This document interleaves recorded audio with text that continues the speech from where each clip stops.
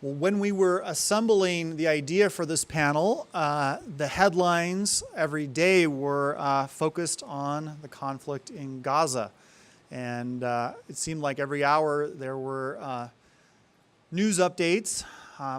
The headlines have moved on, but the issue and the aftermath still continue to be an important one.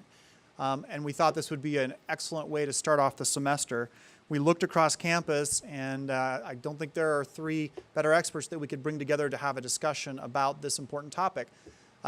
Because many of you will have classes, we are limiting this just to 50 minutes, so we will try to cover as much territory as we can. Let me introduce the moderator for today's discussion, then he will introduce our two panelists.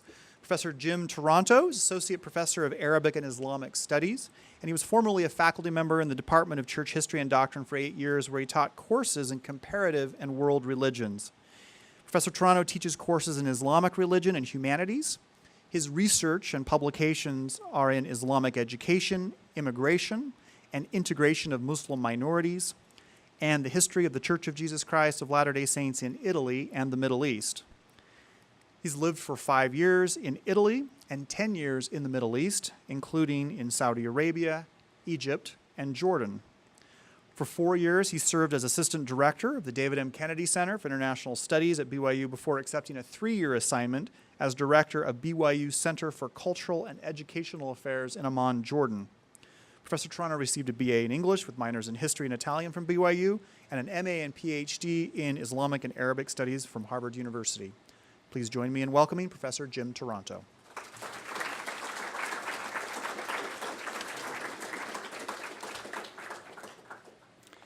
It's my pleasure to introduce our panelists for today.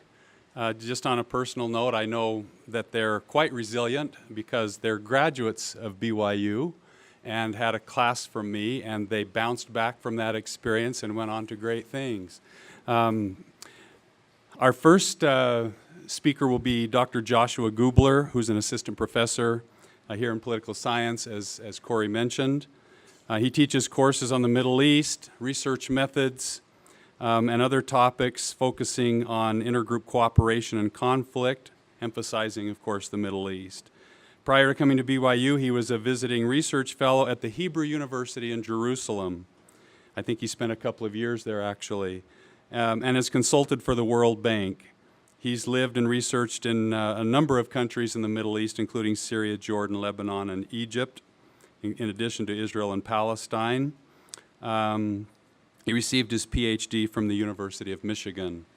Our second speaker will be Dr. Quinn Mecham, who is also an assistant professor of political science at BYU. Teaches courses in comparative politics, including courses on Middle East, civil conflict, and political Islam. His research focuses on religion and politics in the Muslim world. He's written on Islamist movements and political parties in Egypt, Algeria, Turkey, Senegal, Iraq, Bahrain, and Indonesia. His previous experience before coming here was at Middlebury College and at George Washington University. He was an Academy Scholar at Harvard University. He's traveled widely, more than 50 countries. He received his MA and PhD in political science from Stanford University. It's my pleasure to welcome first Josh will speak, then Quinn.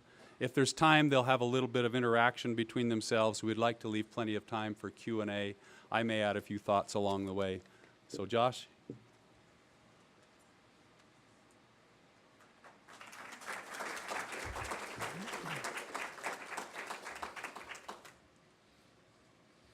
Okay. The goal of a few brief comments I want to make to start our discussion today, and that's the goal, is to start a discussion with you, is to give a little bit background that will help us understand how we got here, right? This large, costly conflict between Israelis and Palestinians, particularly in Gaza. We'll wait for a moment here. Before we do that, though, I just want to make sure that we know where Israel and Gaza are. Now, most of you should, but I recently had some friends who conducted a public opinion survey of Americans, asking them where Ukraine was, and large group of them put it in Idaho, right? So we just want to make sure that we're on the same page here. Okay, oh, there we go. We're moving here. So Israel and Palestinian territories. This isn't working super well. My clicker here.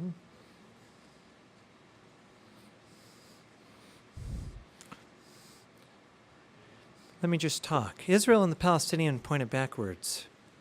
Okay. Israel and the Palestinian territories are right on this side of the Mediterranean Sea.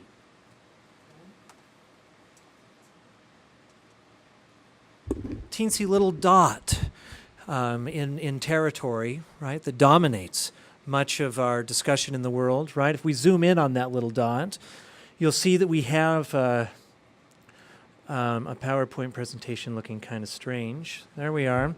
You'll see that Israel, right, is the light, the tan area here, the internationally recognized borders of Israel, and then we have Palestine, or the occupied territories, which are the West Bank and Gaza. Now, the recent conflict was between Palestinians in Gaza, particularly, although there was some conflict with Palestinians in the West Bank, and Jewish Israelis living in these pre-1967 borders, internationally recognized borders of Israel.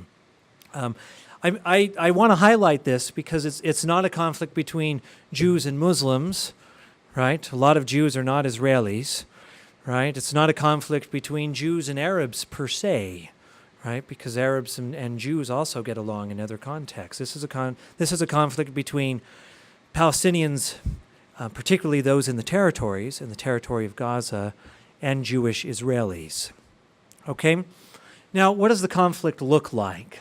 Just a brief overview of it. It begins in early July and ends right at the end of August. So we're just a couple of weeks removed from the major fighting in that conflict. Right? I put here, there's little sense in going into who cast the first stone.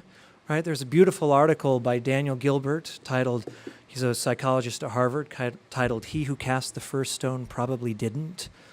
And it talks about the challenge of saying, well, it was all his fault because he did it first or the other. What we know here is that there were 3 Israeli youth killed in the West Bank. We know that a Palestinian boy was burned alive in response, and we know that there was a lot of rocket fire from Hamas, which is one of the leading Palestinian factions that rules Gaza. There was a lot of rocket fire, 4,500 estimated rockets fired towards Israel, and Israel reports hitting at least 5,226 targets in Gaza, which, if you think about it, is just incredible, right? Particularly if you remember that Gaza, there are 1.8 million Palestinians living in Gaza, which makes over 4,000 per square kilometer. Think of the density. It's one of the most densely populated places on Earth, right? And as a result of this conflict, you now have almost 500,000 of them living in emergency shelters within Gaza itself, right? Because they can't leave Gaza, and 17,200 estimated. These are stats from the United Nations. Homes damaged enough that they can't be lived in or completely destroyed. Right? Human cost of this conflict was pretty incredible and in awful ways. UN estimates 2,100, roughly, Palestinian deaths, 72 Israeli deaths, and 1 Thai national. I don't know if we have anyone from Thailand out here. But that's the death count. You'll notice that the UN estimates that it's 1,400, so the vast majority of those deaths were civilians, Palestinian civilians. I had the numbers for women and children, but they're a large chunk of that 1,400. I don't have them with me. 6 of the Israeli deaths are civilians, and then the remaining deaths on both sides were combatants, identified by both sides as combatants in the conflict. So you could see there's a high degree of disproportionality here. in number of deaths, right? Palestinians over 2,000, and you have 70 on the Israeli side, which indicates a little bit of the difference in military capacity as well. But in order to understand, so the question I'm often asked is, so why do we have this? We had this in 2008, 2009, right? A conflict between these two sides. It's, this was the sequel to that. It was bigger and badder and a lot worse, right? But similar in many respects. You have a conflict every number of years between these groups. And I think in order to understand why you have conflict between these two groups, you have to understand the core of the conflict between Palestinians and Jewish Israelis in general. Common misperception is that it starts here. Who can tell me what here is? What's this a picture of? Okay, there's a lot of murmuring. Right. Abraham, right, sending off Ishmael.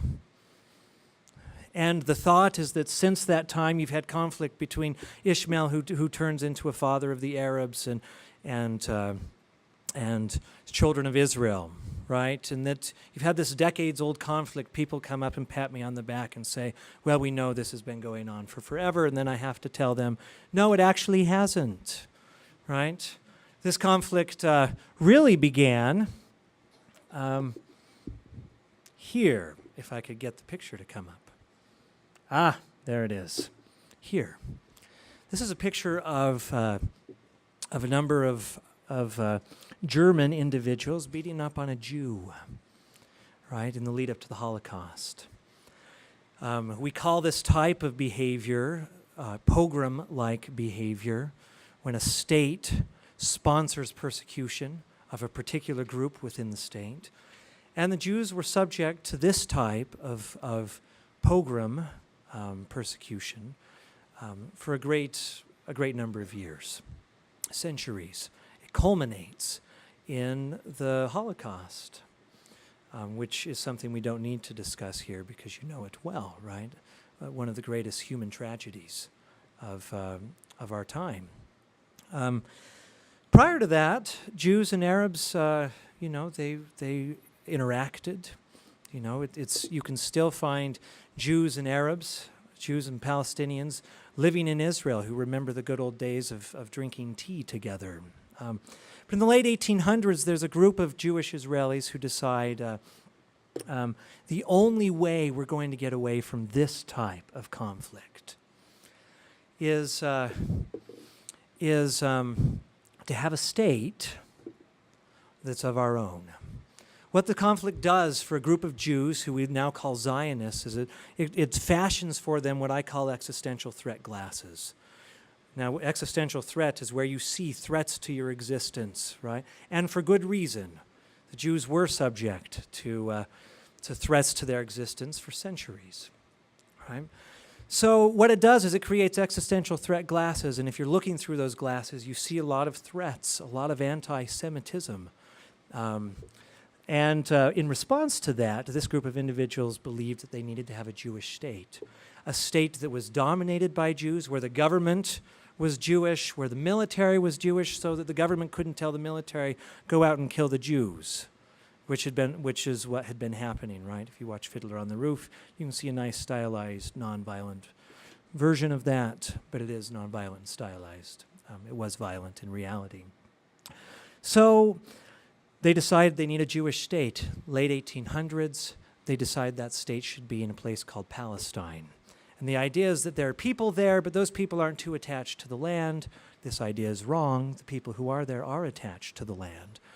They come in, push people out of homes, and you have conflict. There's no role of religion here per se. The founders of the Jewish state are not religious. As a matter of fact, they're running from religion.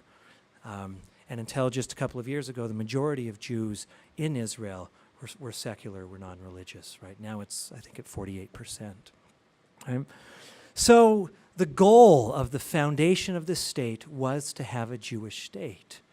It was to never again, and this is a phrase you see all over the place, right? Never again be put in a position where they would be subject to the type of pogroms that they'd experienced. And as part of that policy, they adopted what David Ben-Gurion called a thousand eyes for an eye policy. If you hit us, we're going to hit you back 1,000 times harder. Why? Because of those existential threat glasses. All that stands between us as Jews and another Holocaust is the state of Israel. Now, of course, the Palestinians. Now, we could argue whether that's a correct perception or not, but that is the perception of Jewish Israelis there. Palestinians, who are now pushed into what we now call the occupied territories. We don't have time to go through the history of that, right? Have the foundation of conflict for them is loss of their homes, loss of their land, loss of power. If you go into Palestinian homes in the refugee camps in the West Bank, you'll sometimes see a key sitting on the mantle. This is the key to their home that a Jewish Israeli is now living in the other part of the country, right? And their motivation for conflict is further amplified by the continued occupation and abuse that they've been subject to since the foundation of the State of Israel in 1948. Here I'm talking about Palestinians in the territories. We could differentiate between Palestinians who are citizens of the State of Israel and those in the territories. For those who are citizens of the state, you have a different feeling. But the prime example that leads to this conflict is of this type of continued occupation and abuse is the Gaza blockade. So Palestinians are first forced from their homes in what is now recognized as the State of Israel into a small place called Gaza, one of the most densely populated places on earth. And to add insult to injury, then Israel puts a blockade on Gaza.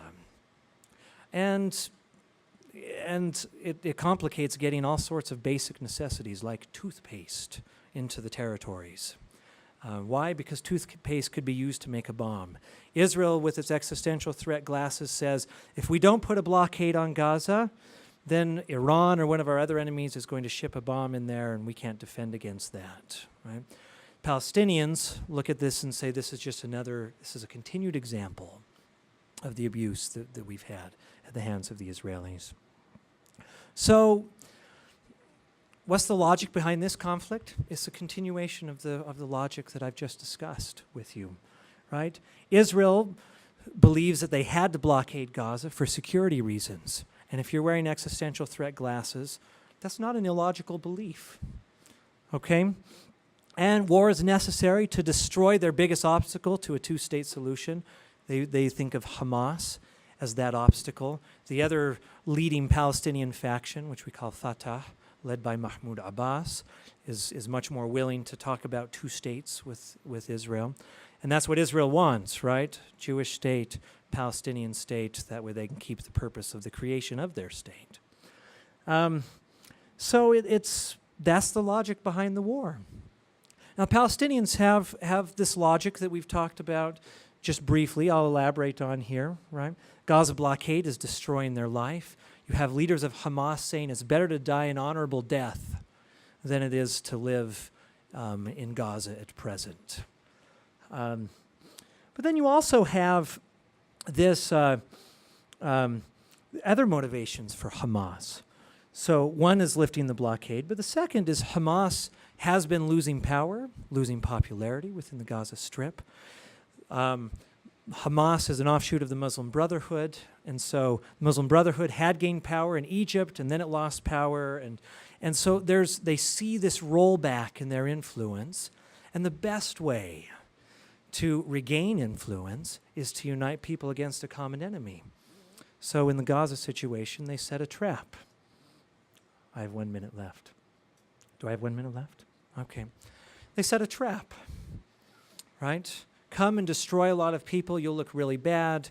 We'll look very good as a result, and it works. Hamas is more popular as a result of this war, right? And it also, they're interested in affecting international public opinion. Hamas and a growing group of Palestinians are saying, we're tired of talk of two states, let's just have one. Well, that destroys the idea of a Jewish state. The Israelis are not anxious to take that route. But with enough international public opinion, the idea of Hamas is that they'll be able to reach that. Now, I'm just going to take an additional 30 seconds. The question I want to pose to you is, so who's winning this battle? Is Hamas winning? We'll discuss this later, but if I were a political cartoonist, here's the cartoon I would have written 2 weeks ago. I'm not a cartoonist, so I can't actually draw. So I'm going to describe it to you. It would be a cartoon with the Prime Minister of Israel, Benjamin Netanyahu, holding in his hand a shovel and digging a grave. And on the tombstone of that grave, it would be the Jewish state. And digging the grave of the Jewish state, and carved on that handle, there would be the operation, the name of this operation, Operation Protective Edge. And behind it, there would be discarded shovels that had been used to dig the grave prior from previous operations, the last Gaza operation. And I would depict someone from Hamas sitting behind, smiling, smoking a hookah. You can see that even as someone who loves Israel, I see Israel as having continually walked into a trap, and I see Hamas in many ways, even though you see 2,000 deaths versus 77, winning the day. We can discuss that a little bit later, though.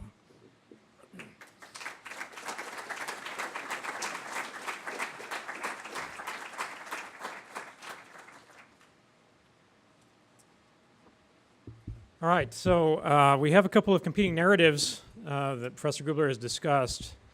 I want to speak a little bit about where we are today and where we're going. In particular, I want to talk a little bit about the effects of this conflict on Palestine and particularly on Gaza, the effects on Israel, the implications of this conflict for Palestinian and Israeli politics going forward.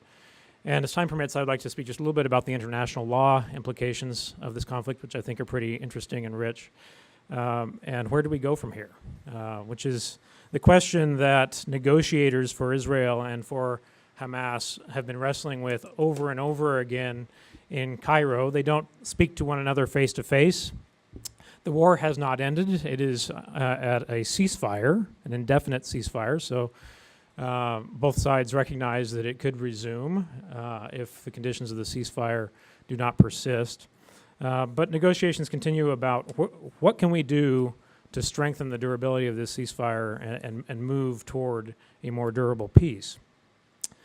I'd like to start by talking a little bit about the effects of this conflict on Gaza and Palestine. As was mentioned, this is only about a 50-day conflict if you look at the period of time that these sides were actively competing.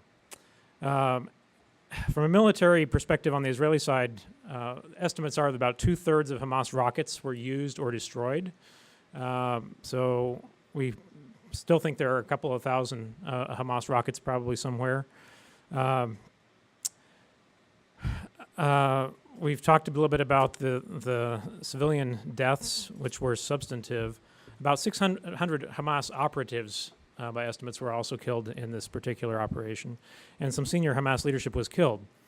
Israel claims that 34 tunnels, which became a very key part of their media strategy during this period, 34 tunnels which had the potential to damage Israeli security, were destroyed in the process. The infrastructure effects were massive, and I really want to emphasize that. And if we do have slides, the slides, whoever's running the slides, I would love to. Oh, am I running slides? Can I? They'll pull them back up. Okay, once they're back up, I have a couple of pictures here just to give you a little bit of a visual. But some important information here is that Gaza has one power plant. It was attacked, and at present, for the average Gazan, there is no power for 18 hours per day, which has all kinds of effects that you can imagine. Water facilities have been seriously degraded. Only about 10% of Gazans currently receive water on a daily basis. School was supposed to start in Gaza last week. 500,000 children in Gaza were unable to return to school because the educational infrastructure has been severely damaged. And the Palestinian Authority has announced a reconstruction plan that they believe will take 15 years to get Gaza back up to where it was at the beginning of July. It wasn't in very good shape at the beginning of July. But 15 years is an incredibly long time. It will be much of many of the young Gazans' lives. It will see very, very poor, damaged infrastructure. About $7 billion for those of you that work in billions. That's a lot of money as well. Much more significant than the previous conflicts in terms of infrastructure damage. There are deep psychological effects as well. So 30% of the Gaza population was displaced under very, very difficult circumstances. 17,000 homes destroyed, as Josh mentioned, but up to about 100,000 people who don't feel able to return to their homes at the moment. If I was to think about how this affects civilians on the ground in Gaza and the psychological effects, I think this is a deeply, deeply traumatizing experience. If I was an advisor to the Israeli government, right, and I was asked to help them figure out how to ensure that more than 1 million people are really, really mad at me, and they will be for a really, really long time because of deep psychological trauma, I would have advised them to do what they did in Gaza this summer. And I think that we shouldn't underestimate the lingering memories and the difficulties in terms of a real trust in Israeli political institutions as a result of this. There are also some interesting public opinion effects. So, well, let's see. This is the power plant up here on the upper left-hand side that has been destroyed. This is Central Gaza Mosque where people are praying. Educational facilities, mosques, UN compounds, etc. were targeted. And it was relatively all over the Gaza Strip. This is a small place, but if you just look at the areas where people were killed, it's pretty much throughout the Strip.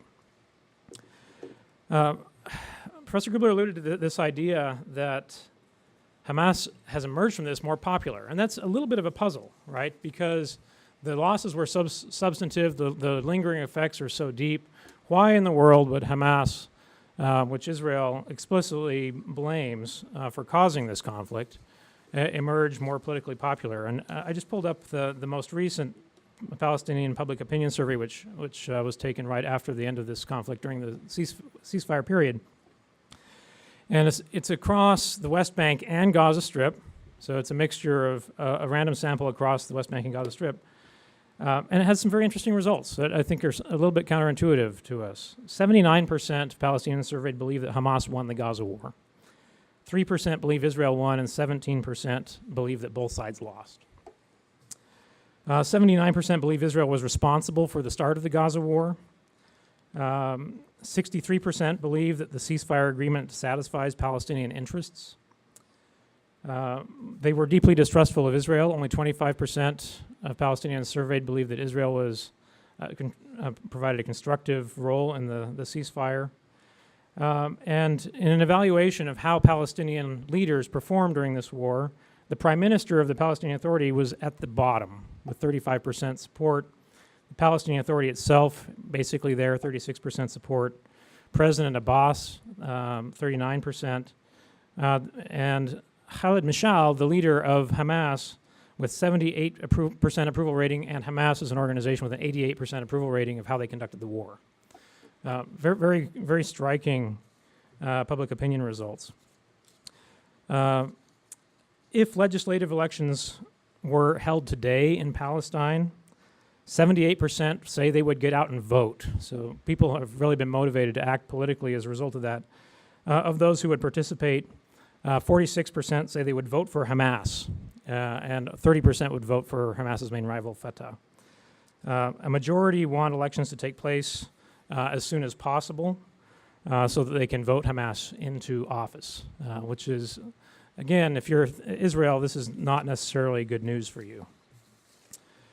So there have been some deep effects on Palestinian politics. A reconciliation deal between Hamas and Fatah was signed all the way back in April. Israel was not happy about that at all and did everything it could to try to dismantle that reconciliation agreement. But in the ceasefire period, interestingly enough, I think Israel's been a little bit more tolerant of the idea that They can use the Palestinian Authority to try to solve some of their problems here, potentially bringing Palestinian Authority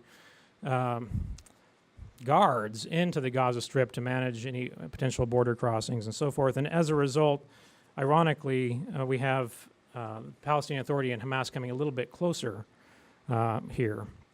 The PA represented Hamas in Cairo for the ceasefire talks, and therefore, as a result of trying to get anywhere in that ceasefire, the two sides had to have intensive discussions. There are certainly continuing concerns. Palestinian Authority really can't do anything on the ground, and President Abbas just was complaining about this week, saying, hey, we made a deal here. I expected that we would have more authority in the Gaza Strip, and Hamas is not letting us really run anything. And I think that lingering tension is going to continue, if not become more extensive. So what have been the effects on Israel? They've also been substantive. Although not very many civilians were killed, more than 60 soldiers were killed, and that's a big deal in Israel. If you watch Israeli media, this was a source of grave concern for a lot of people. Many families have been touched by this. One of the things I watched most interestingly is this massive public opinion rally within the Israeli population. And Israel is an extremely diverse political environment where you've got leftists and rightists and religious and secular actors all trying to come up with policy. And 90% on average during the conflict, 90% of the Israeli population supported the war in Gaza, which is almost unheard of in Israel. And so I think that shows that this really brought Israel together under a nationalist rhetoric.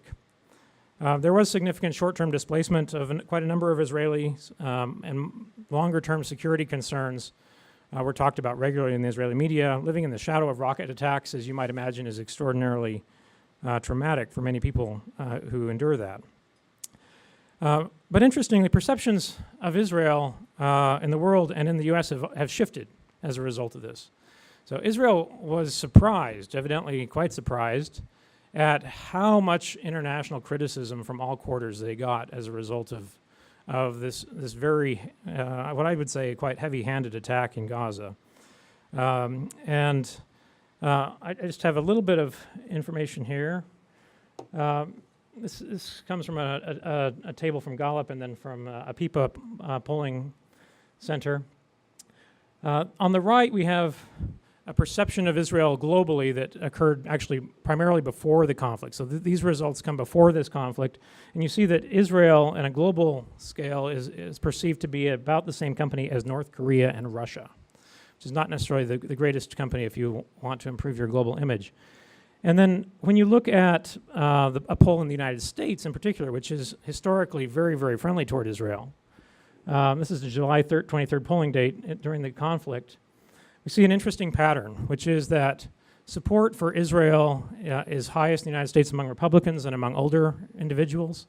Support for Israel has really diminished quite dramatically in recent years in the youth of America. So if you can look at the percentage of people that think that the war, Israel's actions in the conflict were unjustified in the under 29 category, it's more than twice as many people in the United States as believe it was justified. So that's an interesting development, actually, in terms of American perceptions of Israel, and I think it will impact American politics toward Israel, at least in the long run. There are deep frustrations in Israel today that something like a more complete victory over Hamas couldn't be achieved. Prime Minister Netanyahu who's often perceived as quite right-wing and somewhat hawkish, looked at from this country, is actually really trying to deal with criticism from right-wing members of his own government now, who are arguing that he didn't show more resolve in this conflict, he didn't go in and finish the job, he came up with a ceasefire way too early. It's not exactly clear what finishing the job would actually look like without the full reoccupation of the Gaza Strip, which the Israeli public has no desire to do, though. There's also, I think, an ongoing resignation within Israel today that Israel might have to do this every few years. The Hamas demands in the ceasefire talks for a more open economy. They went as far as to ask for a seaport, right, as well as open border crossings, to most Israelis seem deeply unreasonable given their security concerns that we talked about. I'd like to just conclude with a few implications for international law and some thoughts about where we go from here and Palestinian-Israeli relations and beyond. There are two aspects of international law that matter here quite a bit. The first is that in international law, you're supposed to distinguish between military and civilian targets. That's a key aspect of it. And then secondly, you're supposed to follow the law of proportionality. Proportionality means that the legitimate military objective that you're trying to achieve must be proportional in some ways or not outweigh the negative effects that it has on civilians. And the UN has come out very openly accusing Israel of violations of international law on both of those counts. It does appear that under international law, Israel had the right to attack Hamas in Gaza because of the rockets that were being fired. But there are concerns about proportionality, in part measured by the wide disparity in terms of the number of people who are killed on both of these sides. So 30 times the number of Palestinians were killed for one Israeli, as well as just looking at children. So if you go into the civilian casualties, 8 times as many Palestinian children were killed as all of the Israelis that were killed in this particular conflict. Hamas also would be deeply in trouble with international law. So firing rockets indiscriminately towards civilians, even though most of them don't hit civilians, is a clear violation of international law. And interestingly, Hamas recently voiced some support for this conflict being taken into international law courts, even though they would probably not fare particularly well in that. This has some implications for the U.S. going forward, whether or not peace talks are more or less likely to resume. And people are asking the question, could this be a moment where momentum could be regained? I'm not so sure. There is a metaphor that's sometimes used in this kind of conflict that Israel has mowed the grass, meaning that this kind of security threat and anger toward Israel is something that will keep growing over time, and that sometimes you need to go in and kill a bunch of people and blow a bunch of stuff up to mow the grass and make it less likely that you'll feel that security threat later on. That's not a strategy, right? And I have deep concerns that Israel has no long-term strategy for resolving this conflict. It feels a little bit to me like if I was to choose my political cartoon, it would be in the galley of a Viking ship where the head Viking is yelling at everyone and saying, hey, the beatings will continue until morale improves. It's not clear that is going to happen. So I think that the actions demonstrated here are exceptionally short-sighted if you care about Israel and have any real desire for peace that rests on social foundations. So where do we go from here? Very quickly, this is my wish list, and Santa Claus never really delivers my wish list, so I'm not expecting anyone to deliver this one either. But this is what I really think that we need to start thinking about. First of all, the PA and Hamas have to start working together. Though Hamas has demonstrated little ideological flexibility over the time it's been around, it has demonstrated quite a bit of strategic flexibility. And I think that allows us to imagine a world in which the PA has more control over Gaza. Hamas feels more likely to work within existing institutions rather than to fight against them. I think Israel and the United States will both have a hard time coming around to that. Secondly, any long-term peaceful solution means that life in Gaza has to get better. And in this conflict, it got exponentially worse. So if Palestinians can see a road to a better life that does not involve militancy, then they will probably take it. I believe the vast majority will take it. That road needs to be available to them, though. It needs to be visible. It needs to start with economic opportunity. So a real plan for the Gaza economy is critical, and we're far away from that at the moment.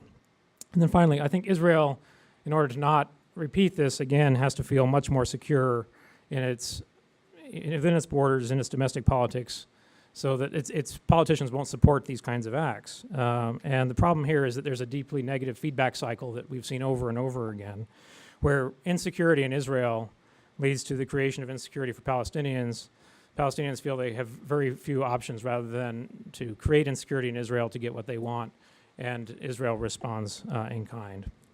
I'll stop there and turn it to you, Jim.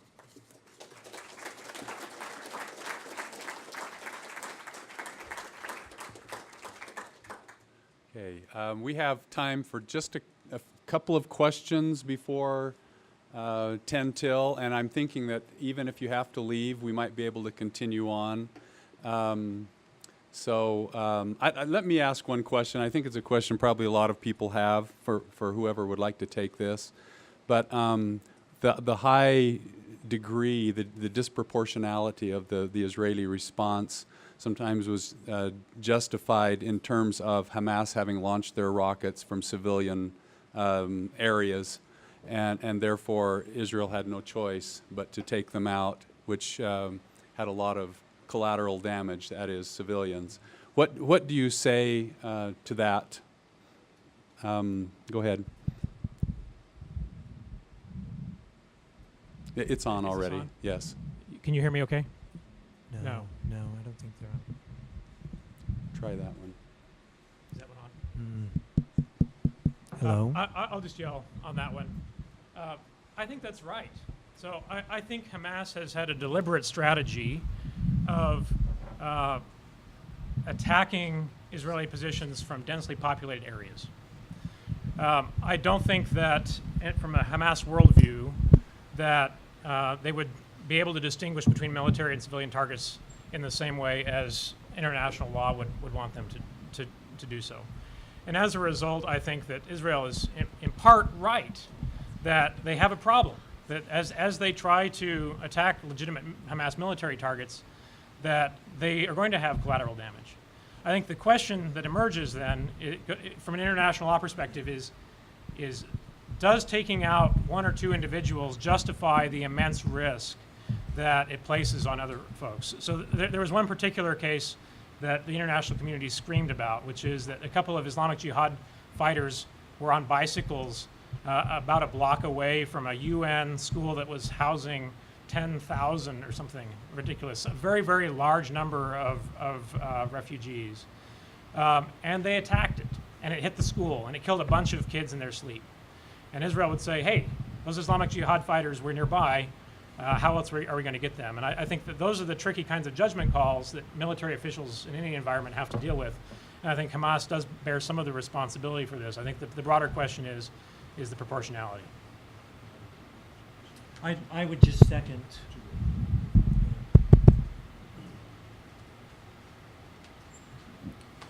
I would second what Quinn has said, and just simply note that I think human nature wants to identify good guys and bad guys, right? And so one side's got to be really good and one side's got to be really bad. And what Quinn has pointed out is you have a lot of people doing bad things, right? They're normal people doing bad things on all sides of this. And so it leads to this murky type of these judgment call questions that after the fact you can say, you know, boy, that was the wrong call. If you're sitting on the hot seat trying to make the call, it's often a little more difficult.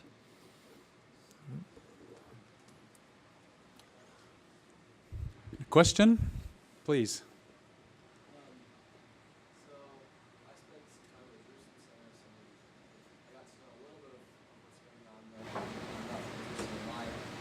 But when I talked to Palestinians on the street, very nice people, all the Palestinians I talked to, like 30 or 40 age range, really they weren't too fired up about Israel, but they would say to me that, listen, I'm not going to go stab somebody or shoot somebody.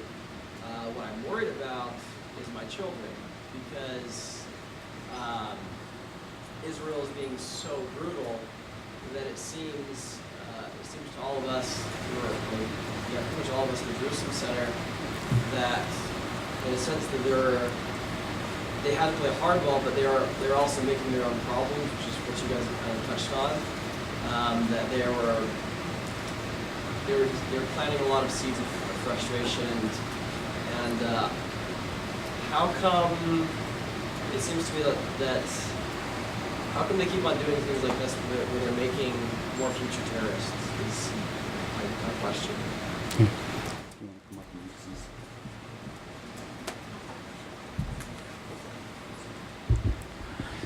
You know, that's a good question.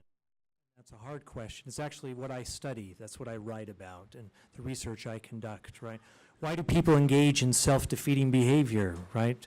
And both sides, I think, are doing this. You know, we had a child born in Israel a couple of years ago. Well, it's been more than a couple of years ago, right? But if that child had been born an Israeli citizen, that child would have been guaranteed a good, solid war every decade. If you look at, if past trends continue, you've had a war every decade, beginning in the 1940s. So why do we continue to do this? Well, I think part of it is because of the glasses that the groups carry. If you're Israel and you really believe, and they really do, that there's a high likelihood that were they to lift a blockade on Gaza, that 99 out of 100 Palestinians might be just peace-loving and fine, but one of them would bring in a nuclear bomb or something like that. And you couldn't defend it from that short range. You know what do you do? Those types of questions are shaped by our worldview and our experience, and they drive the behavior that we then adopt. And they're hard questions to solve. I think that Israeli leaders are cognizant that they're creating problems, but also feel compelled to create them. And I think on the Palestinian side, you have the same dynamic.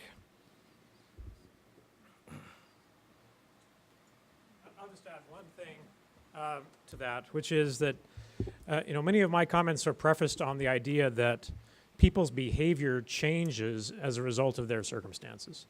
And I think that there is an Israeli narrative out there that says that people around us will hate us. They hate us now. They're going to hate us next year. They're going to hate us 10 years from now, no matter what we do. And therefore, if you believe that, right, if you believe that the conditions that you create on the ground will actually not change people's behavior, then it might not matter so much. Israel has a very, very long-term security challenge that it has difficulty managing with its short-term political dynamics, and it's not entirely unlike the problem the United States has with Social Security. Everybody knows that we are going to have a Social Security catastrophe, right? But making the tough decisions that have those long-term implications that cause pain in the moment or that are potentially risky in the moment politically are very difficult. And I think in some ways there's an analogy in terms of Israel's long-term viability is often being undercut by perceptions of short-term gains fueled by quite short-term politics. Maybe one more question, please. Yes. Can you touch a little bit why there's been lately a decline in international support, especially in the media of Israel, especially over this past conflict, why international support has decreased?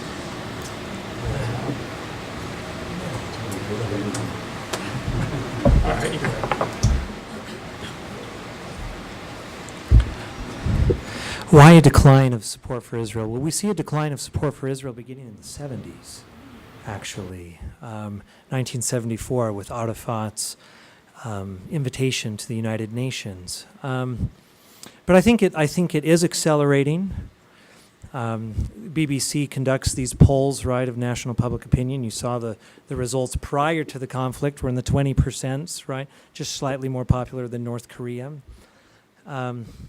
I think one of the main reasons why is that the Palestinians have gotten very good at using media to their advantage. Anyone in here seen the video 5 Broken Cameras? If not, I recommend it. You can't come away from 5 Broken Cameras feeling anything but aghast. And this type of media, it used to be that in the Middle East you could go in and do what, Hafez al-Assad did in Syria, right? You can wipe out the large portion of a city and no one knows about it for a while. Now as you're rolling in, there are people standing there and it's on Facebook, right? You've got a live video stream of what's happening. And people, when they see this type of these types of human casualties, whether Israel says they're justified or not, it takes a toll on opinion towards Israel. And I think the Palestinians have gotten much, much better at using that type of media to their advantage. Corey, are we okay? Yes. Karma. What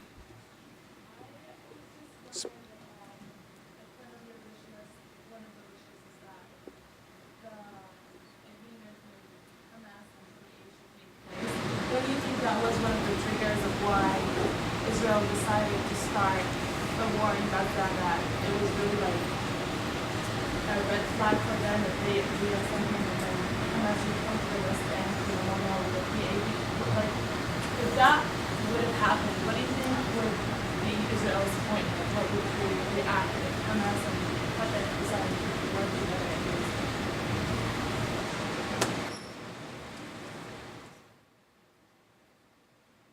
them? This is a good question, and it's one of the trickier issues here. My premise as to why I think it's important that the PA and Hamas learn to work together has nothing to do with ideology, but it has everything to do with the fact that most Palestinians support Hamas at the moment.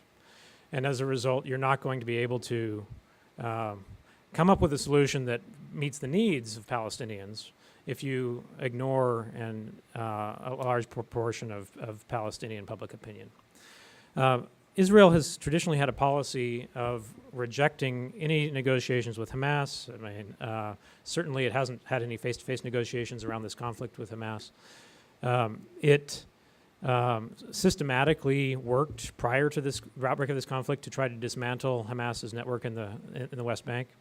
So my read is to one of the reasons why Hamas chose to start firing rockets into Israel is their public opinion was declining in Gaza. They had no budget. They had lost Egyptian support because of the military coup against Mohammed Morsi in Egypt. And Israel had outright rejected any political way for Hamas to get out of its Gaza quandary, which was to join forces with the PA and try to come up with some sort of joint agreement. Israel explicitly rejected that and went in and started to target Hamas operatives. There's an interesting and undertold story about the kidnappings that took place of those 3 Israeli teenagers. There was a period of time where everyone was trying to figure out, could they be found? Where were they? Israel went all out to try to find these individuals in the West Bank, and as a result targeted every Hamas operation and piece of infrastructure they could. There's a fair amount of evidence that's emerged that Israel knew that those kids were dead from day one, and they refused to allow that out so that they could actually go in and use that search for these boys as a way of fundamentally dismantling Hamas. So you're right that Israel believes that Hamas's core ideology that Israel does not have a right to exist as a state is a red line that means that they cannot be dealt with in any form. I think that is, over time, a self-defeating policy because it means that you're not able to allow a large segment of the Palestinian population a way into politics, right? A way into resolving and voicing their concerns outside of militancy. So if your goal is to reduce militancy, then you need to provide avenues that allow people to express their concerns outside of militancy. And that's one of the challenges with that current Israeli policy.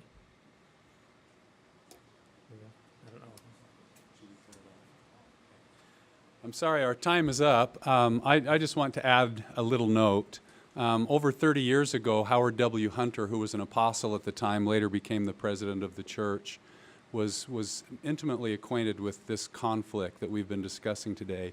He gave a devotional here at BYU, and I'm going to paraphrase what he said, but you can find it in the Ensign.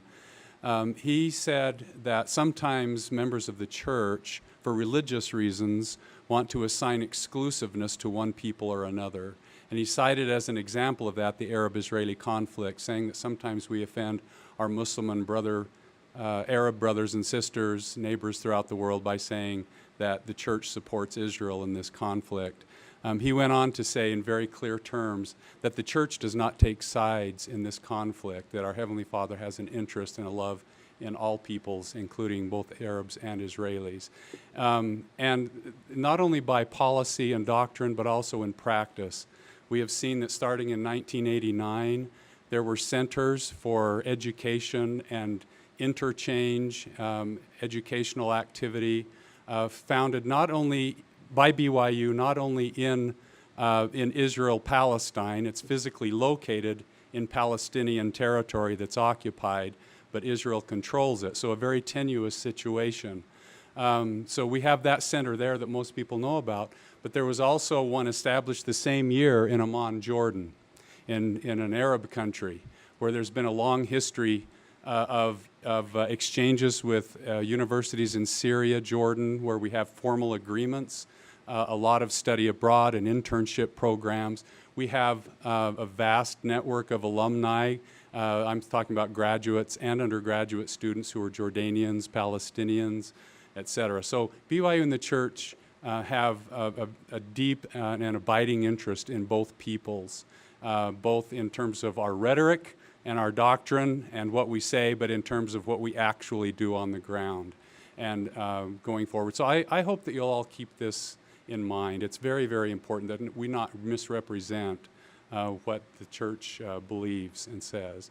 I would just say that Section 88 says that we are to teach one another and to learn from one another about things at home and things abroad, the wars and what? Perplexities of nations. If there's a perplexity of nations, this has got to be right at the top of the list. So become well informed. Don't read and listen to just one side of the political spectrum. Get a lot of different points of view. Try to understand at a human level the suffering of both the Israelis and the Palestinians, and really try to be a force for good in promoting understanding. Thank you for being here today. Let's give them another round of applause.